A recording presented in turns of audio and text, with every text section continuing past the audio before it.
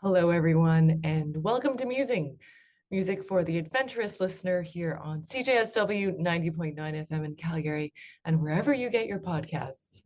I'm your host, Janna Sailor. Today's episode is a very special one.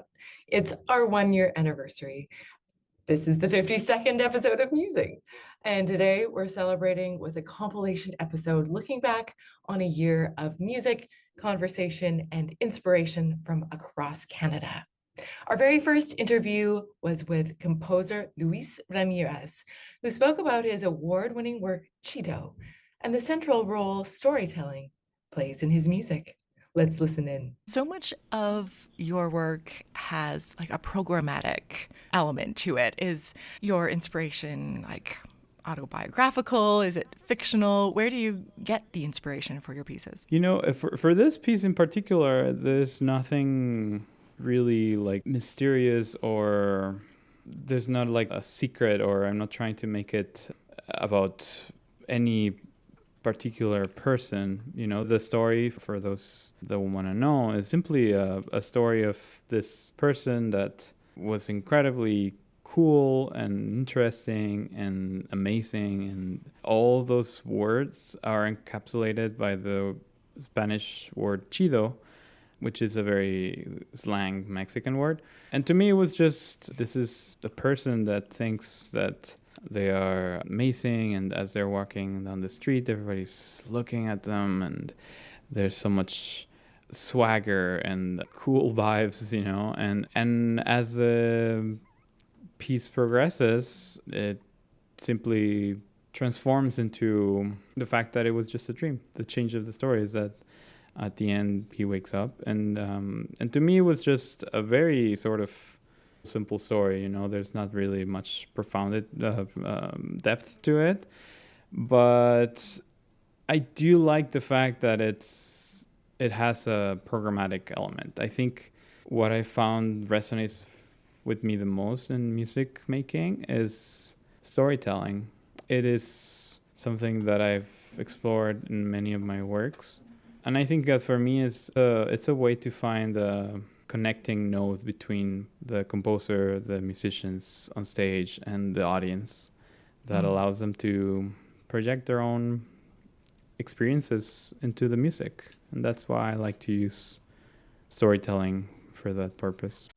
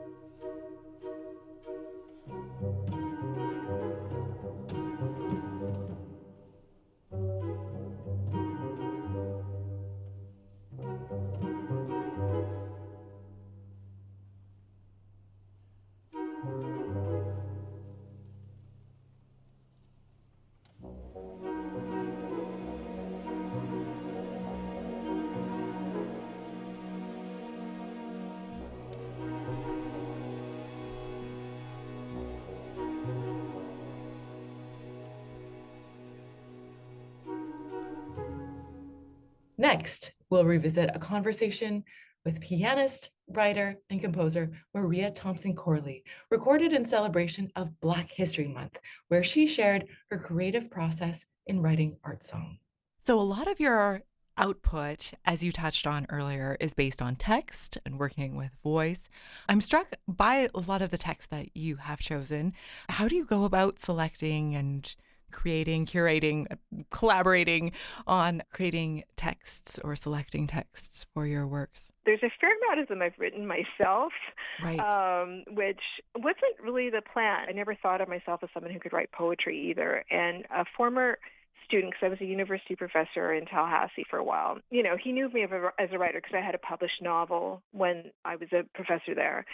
And so reached out to me on Facebook or something, and there was this writing group and invited me to join this group. And they were just doing poetry. So I was like, okay, well, you know, everyone's posting a poem. That poem doesn't take as long. But anyway, when I started writing songs and like Grasping Water was the first song cycle I wrote. I wasn't really trying to write a song cycle. This is so, as I look back on these words, they're really kind of mortifying, except that I accept myself as someone who grows. That's beautiful. Well, the Heart Riddles, like there was this sort of on again, off again weird interaction that I was having with somebody. And I would complain to my friends on and off about this person who probably, I don't know if he was complaining about me or not. But anyway, so there was a rant that I sent to a friend who's a singer, and she said, oh, you should set this to music. It was an email. And so I took her at her word, and I said, well, if I do, you have to sing them. So I edited them, you know, this thing into, I didn't even realize they were three things that started with questions until later. And then I called them 3 Heart Riddles. And so anyway, from there, a friend encouraged me to enter the Nats competition. And I said, you know, it's not long enough. So I had to come up with some more songs. And I went into poems that I'd started writing because this person had invited me to do this thing. And then I gathered a number of them that seemed to have a similar kind of a theme. And then so that was how I started setting my own poems. And I had written a number of poems. And I've been asked, actually commissioned to write poems for singers, saying, okay, I would like a poem sort of like this. And they haven't found the poem. And, you know, could you write a poem? Why the constant disconnects? Why the parade of unrequited affection on both sides? I don't dismiss men who like me too much, do I?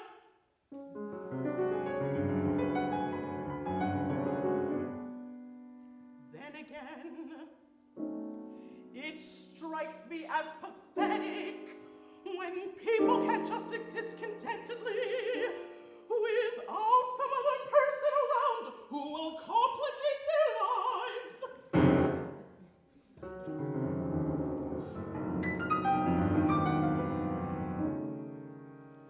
Maybe Exhibit A is more of an addiction than a distraction. I interact with him, and it throws me completely.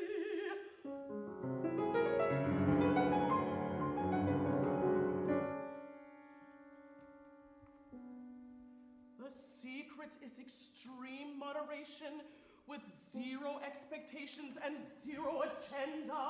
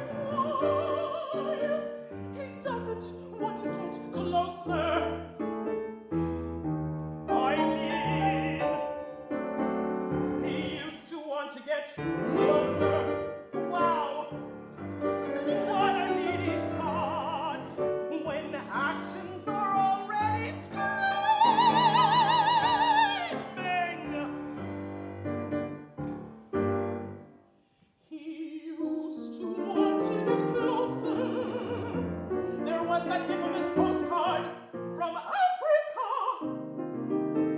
He said I was the only person. He was sending a postcard. He signed it with X's and O's. But I didn't believe he'd sent it because it took so long to arrive. So I said something obnoxious and he cut me off. Then it arrived. The thing is, I had reason not to take him seriously. When someone tells you lies, that's a good reason for distrust. He's not whole himself. I remember that sometimes I shouldn't blame myself too much or spend too much time trying to figure him out. Either I can be happily distracted on occasion and alone to the caveats with both hands,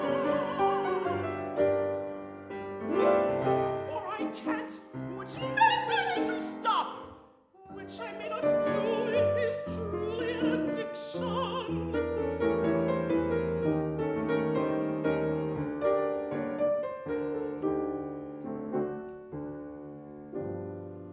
I keep saying I'm different, and it feels true.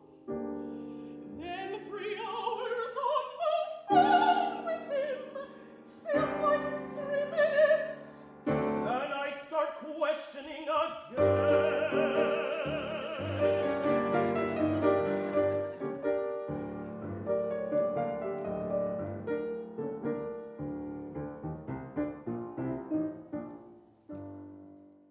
Edmonton-based composer Emily LaBelle joined me to talk about extended techniques, experimentation, and building deep relationships with collaborating artists.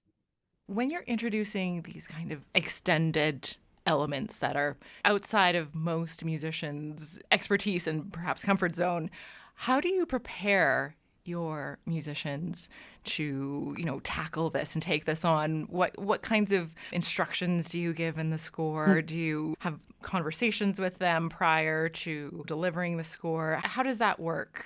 I think it really depends on the project. The pieces we're talking about on this album, there was opportunity to try things. And just to contrast that, when you get commissioned to write an orchestra piece, you have to know that everything's going to work because you're probably going to get 20 minutes of rehearsal. Your piece gets read through twice. There's a chance to fix a few things, and then it's good to go for a concert. So there's not a lot of room in those situations to try something new or indecision. You need to go with what's going to work. So there's lots that you can do within that, but there's sort of a practical element. This sort of project, I was really blessed by the fact that there was a chance for experimentation, chance for changes, to ask for input, to be able to pick up the phone and say, hey, I'm thinking of this. Are you comfortable with this? So there was a lot, in a way, asking for consent, Right, rather than showing up to the rehearsal and having a finished score and saying, okay, this is what we're doing. But then within that, once we had tried some things, the score is pretty standard notation, and then there's always some performance instructions in the front of the score that maybe clarify a few things. But most of what I'm asking them is fairly practical, and because they're all quite versed in playing a lot of contemporary music, they've been asked to do weirder things and harder things before. Makes sense. And I think the line I always sort of think about, and I often say this to students, is you never want to ask anyone to do something that hurts or makes them sound bad. yes. So you always want to be thinking about that, right? The sort of, what are we asking them to do physically? And we want them to not feel like they're being put in a situation where they don't sound good or it's uncomfortable.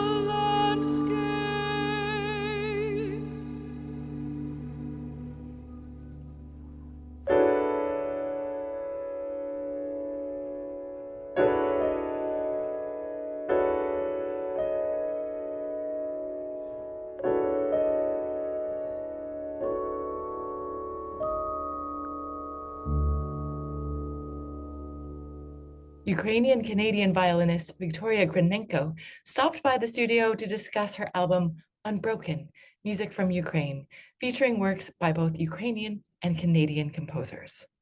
So Ukraine has a deep lineage of incredible folk music, extraordinary musicians and music coming out of Ukraine. Where do you see this modern voice of Ukrainian contemporary music, and how do you see that evolving, and what is the message of Ukrainian contemporary music now? Their message changed, that the main thing is now to communicate about Ukraine right now. So what they're living through, about the war, to get their word out there.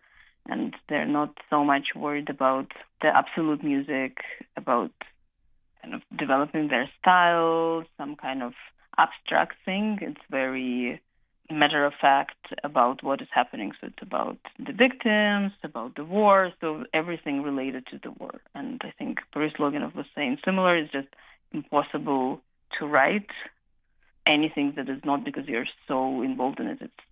Everything spins around the war, and especially for people who stayed there. It's just constant drones. People can tell with the sound, is it a drone? Is it a rocket being taken down? Is it the particles of rocket? Is it full rocket? Where it's going? So all of that people can tell just by being in their apartments. So of course their music is expressing that. Overall, for new music, I think, but I don't think I'm an expert to tell of just different waves of first, second, third generation and all of that, of what's exactly happening.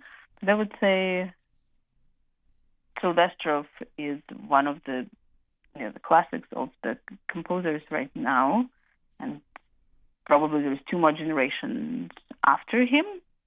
So with the newest one being kind of my age in their 30s, and then the others before that in their 40s, 50s. That would be Bezborodko and Zoltan Almashi, so it's the generation after Sylvestrov. So they're more experimental, but in a little bit different way. I say maybe they're a little bit more consonant sounding overall. So it's not necessarily consonant chords, but overall I think it's less crunchy. If you listen to a lot of Ukrainian music, it's more maybe a singing style, even within being dissonant and all of that. It's kind of a consonant, if you know what I mean. It's kind of hard to explain this as a general. So maybe now that I'm talking about it, because Ukrainian singing is such a important part of the culture, and I think Ukrainian language is really good for singing because it has lots of vowels. And I remember in school we were learning something that Italian is the best language for singing. I don't know if it's true or not, but it's it has a lot of vowels. But then Ukraine is close to that, maybe next one or next three or something like that. That it has lots of vowels. It's nicer to sing at it. So there's lots and lots of songs, folk songs, different regions, obviously, because Ukraine is so versatile, and different holidays, different parts of the year have all the different songs. So maybe it's kind of related. It's a lot of singing style overall in that kind of piece. So it is a little bit different, but it's very singing.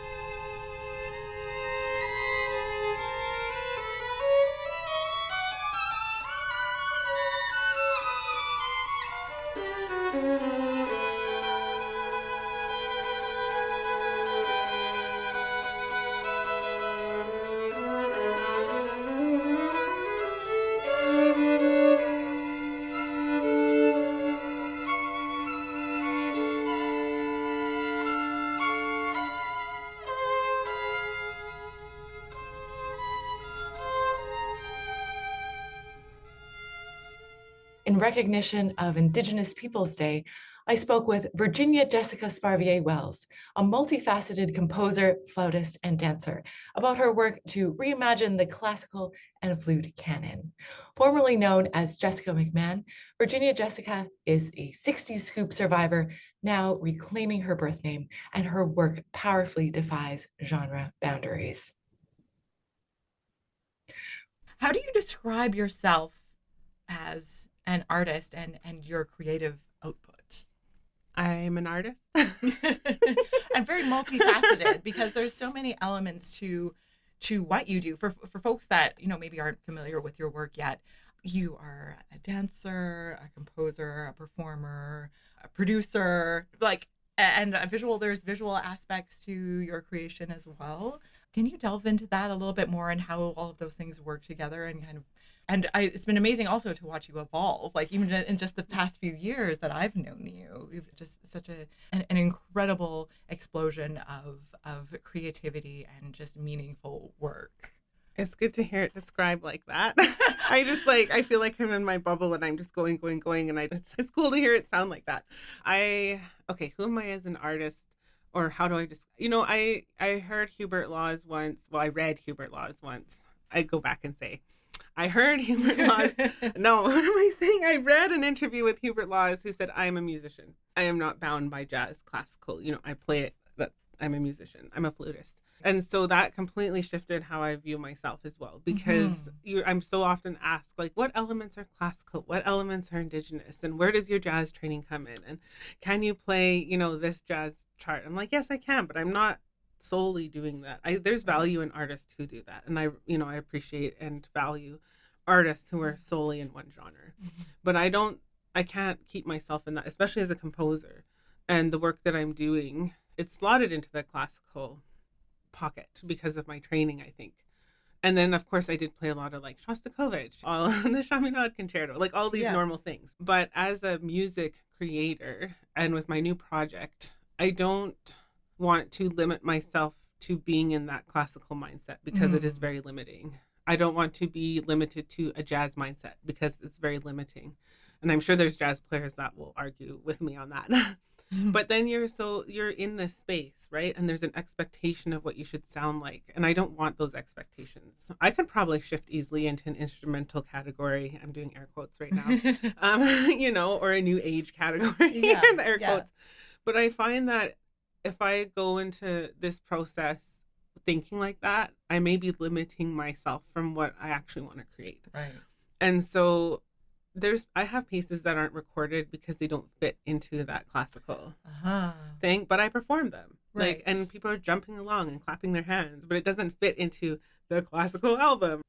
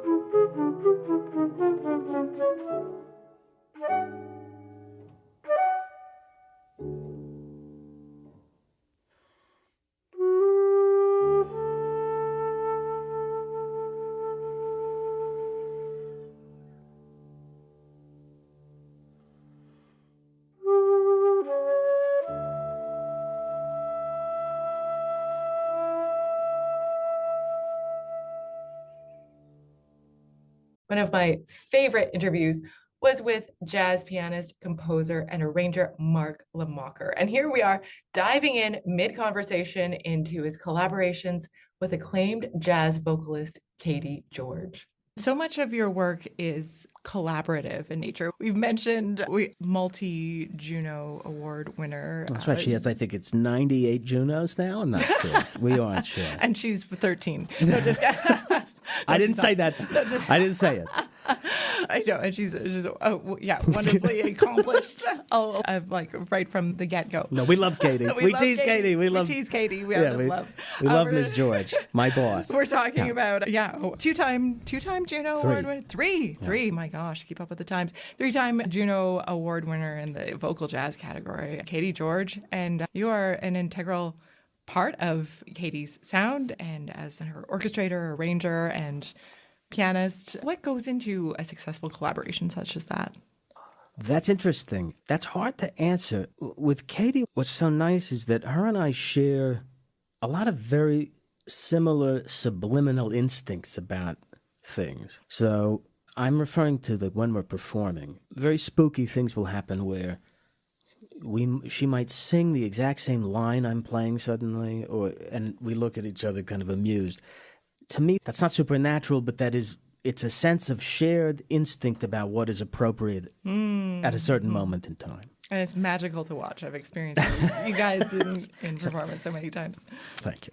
But beyond that, we have similar taste in some ways about certainly the traditional pop albums I made brief mention of before. So things like the Sinatra albums from the 50s and 60s or Edie Gourmet. We both come to the table with a shared deep knowledge of those recordings and their orchestrations already. That helps. But then we also have very different, often complementary, but often just completely novel inputs. She can quote for you virtually every solo Sonny Stitt ever performed on record. I certainly cannot do that, but I can play most of Puccini's output for her if she's of any interest. Yeah, which is obviously not frequently. Those two things then collide, I think, in creative and interesting ways. So those are, I would call, the backdrop to my maybe a nice collaborative experience. But really it has to do with, I think, I mentioned my dear friend Brianna before, but her and I did a project a long time ago where we discussed collaboration as a form of disruption or a form of obfuscation of the other's desires. We tried to completely invert it to make it sound just terrible. But what emerges from that kind of experience is, I think, a better understanding that collaboration involves trusting the other people involved, be it one or more, and being willing to bulldoze your own ego most of the time. Not that they're going to demand that, but that the right path forward will probably not resemble the thing you thought initially. If you're really doing it well, you're going to find a way forward that's unexpected, but absolutely, I hate saying correct, but it certainly feels that way. It's like, that was the right thing. Doing songwriting with Caity has been a lot of fun in the last year or two, where we'll give each other little fragments, and before you know it, something comes out of it that's really interesting, but absolutely not what I thought could have been. Right. And vice versa. I've also got to share this with wonderful vocalist, actor, music director, sound designer, Allison Lynch. Also, not only having those shared senses of instinct, but I would say an understanding that making a thing requires allowing it to dictate its own path. Yeah. So collaboration to me it's the best way of doing anything, really, because you're not the only one who has to make any decisions, which is a terrible, no one wants that. It's like I go to a restaurant and I tend to just say, just pick whatever I should eat. I shouldn't be in charge of that decision. That's giving me far too much credit. Same thing. Art will chart its own path, and we're kind of vessels come through. That's my first big teacher in my life, Benita Marcus, she would always say, yeah, at a certain point, the piece talks back to you, and then you have to shut up and listen to it for a while. Uh-huh.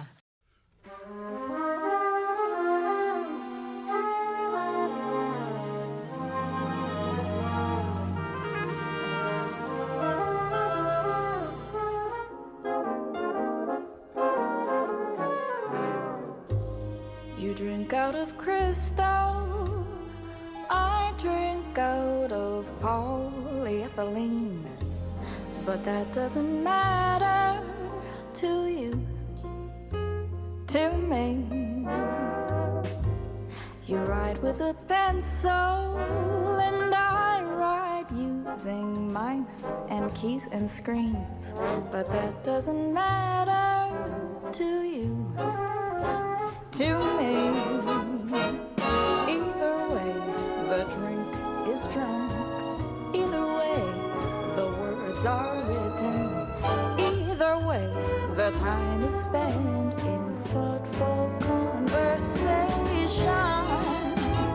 You speak with distinction, and I speak in unending hyperbole, but that doesn't matter to you, to me.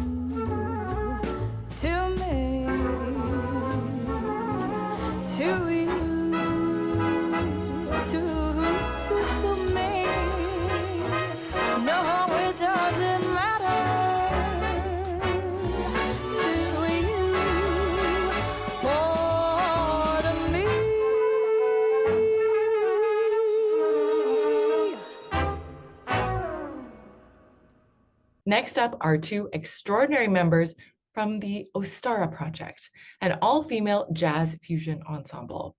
You'll hear from band manager Lisa Buck and founding bassist Jody Prosnick discussing their album Roots and the realities of gender representation in the jazz world. The conversation and the music was so rich that it became a two-part episode. Let's talk about what is perhaps the elephant in the room, which is female representation and leadership in the jazz scene. Both of you are very active advocates for equity and supporting women in the jazz scene in your various spheres. Can we dive into your approach and your thoughts on that and where we are historically in context with the inclusion of women in jazz? This is a timely topic for me. I've just come back 2 days ago from Helsinki and Copenhagen. I have an association with Jazz Denmark, who are the global leader in something called Jazz Camp for Girls.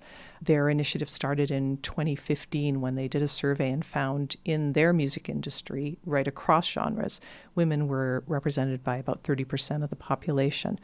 In jazz, it's significantly less than that. So estimates are that in North America, 5% of the professional instrumentalists in jazz are female identifying. So that's egregious. And it tells you that there's something other than lack of interest going on there that's creating a barrier. And I think it's a lovely thought that we could just all let people be artists together and eventually there'd be an evolution towards equity. But the truth is, if the gatekeepers are all male, and in jazz, people tend to play with their buddies and hang with their buddies, and it's not always a conscious attempt to keep women out of those spheres of influence and creativity, but it's just the default that men have hung out with men. At some point, you have to insert yourself into that system pretty strongly. I have an 18-month-old grandson, and I was reading him a book that I had bought that was a little sound book where you push the button and it plays a song. And there's 6 tunes in this, and there's a little band that are little people that are playing. And with all the discussion of Canadian sovereignty and culture happening, I was looking at the book with slightly different eyes. And I thought, oh, all these songs are from the American Songbook. I guess I can give that a pass. However, it would be nice if we had some of our amazing Canadian musicians represented. And then I looked at this book again, which I probably read 20 times at this point. And I thought, oh, and all of the musicians are male. All of them. Even the little cat who was the mascot in every picture, he's a male. And so I thought, wow, I can't believe I didn't see that before, but we don't because that's the default. So I quickly ordered the other 2 sound books that I could find, and so that I could examine them. Same thing. So of these 3 books, there were 55 musicians represented that were male. There were 2 women that were musicians. One was a singer in that classic, sexy kind of 1950s torchlight song. Almost song a caricature. Tradition. Exactly, exactly. Curvy and beautiful. And the other one was a singer pianist. And everybody else, including, again, the supporting cast of little characters. Everybody seems to like to have jazz cats. It's not just that the jazz cats have little bow ties and hats, but I found it hilarious that 2 of the books had a ginger cat. And ginger cats, 80% of them are male. It's true. So I have a male ginger cat. There you go. So I looked at that, and then I thought, I'm reading this to my 18-month-old grandson. I wonder what sort of imprinting, what's the imprinting age when people start to recognize gender? So I read some of the research into that and found that, around 18 months, children start to pick up on gender identifiers. They start to make connections between gender-specific professions and activities. In the same book, the women that were represented, there was a mother with a baby, there was a little girl sweeping the floor, and there was a girl handling the coffee pot. So those were the female roles. So you realize that's our default, and it's so endemic that we don't even recognize it. And I think that in some cases there's been a toxic culture that has served people to propagate. And in many other ways, it's been there for so long that we don't question it. And the thing about Ostara being a lighthouse is as soon as you gather 5 women in one place and put them on stage, they don't even have to play a note and they've made a statement, because that is so unusual. It's so unusual that it has to be deliberate. And I think it's really important for the listening public, for all of us, to realize that this isn't just people jumping up and down and saying, no, we want to be included. It's a matter of justice and fairness, but it's also part of wanting the music to be the best that it can be. The more voices, the voices that we have that are included from all walks of life, the more rich the music is. And not to put aside the social justice issue, because it really is that. So I think we need, as a society, not only to have groups like Ostara that are adults that are providing representation, the old idea that you have to see it to be it, but we have to start to insert ourselves into music education and children's books so that we are not, by the time girls are looking to pick up an instrument in junior high, they haven't had already 12 years of indoctrination that it's only men who are creatives. I think that the point I want to make is that I totally agree with everything Lisa's saying. And I would also say that currently the director of jazz studies at the Vidius School, I can't understate the importance of me in this body being in charge of a place, because parents will see this as a space that they can send their young daughters to. And it has been game-changing because, for example, summer jazz workshops, that's next week. I hire a teaching assistant team every summer. For the first few years, it was predominantly male. This year, one of my weeks is all girl and non-binary people who are currently studying jazz at sometimes Juilliard, McGill, Berkeley, that all came through this program when they started when they were 12 or 13. So I always say to people, to change the game, this is a long-term story. We're not going to snap our fingers and create it overnight, but we have to be laser-focused in creating spaces that feel where the people who are entering the spaces are seeing themselves in leadership.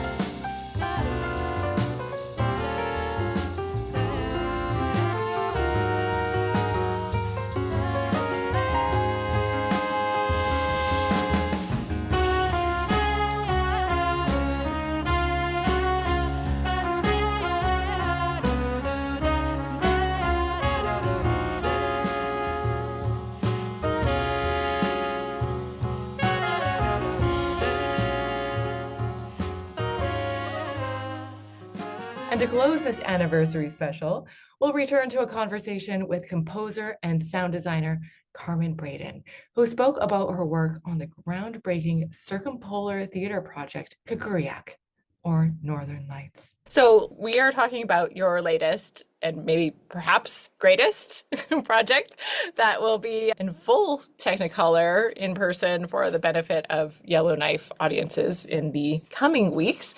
Tell us about your theater production, Kikuriak. That's an Inuvialuktun tune word from, if you go straight north of Yellowknife, you hit the Arctic Ocean, and the Inuit group that is from there is called the Inuvialuit.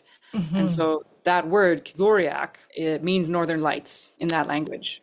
Oh, that's beautiful. Okay, so tell me about the inspiration and concept for this piece. The origins of it were from two of the main theater groups that have partnered together. One is called Thea Turtle, which is run by Alon Nashman, who is a fantastic theater worker. He's an actor, he's a playwright, he's a director out of Toronto. And he had seen a production of Hans Christian Andersen's The Snow Queen, and it had live strings in it and was really inspired by this. So he was talking to a colleague of his, who is a longtime colleague and friend of mine, Renalta Arluk, with her theater company called Akpik Theater. And she's originally from the Northwest Territories, and she's originally from that area that I mentioned, far north of Yellowknife. And they, through their discussions of this idea of how do we maybe make something kind of Canadian based out of this idea of live storytelling and live music on stage, and it evolved into this circumpolar new work that has the aurora as its core story. And because the aurora is something that all circumpolar countries have as part of their skyscape. And there are very fascinating similarities within many northern cultures about the aurora, but there's also really interesting differences as well. And then, of course, there's scientific ideas and information that have come to light. And then, of course, there's the big tourism trade that's kind of grown up around the aurora. So this theater piece uses the aurora to tell a really human story that's connected in northern Canada. Every once in a while, something happens that connects it to northern Sweden and Norway and the Sami cultures there, or different parts of the human experience with this natural phenomenon in the story, which is the telling of two kind of siblings who were separated, and the aurora is kind of a way that they find each other again.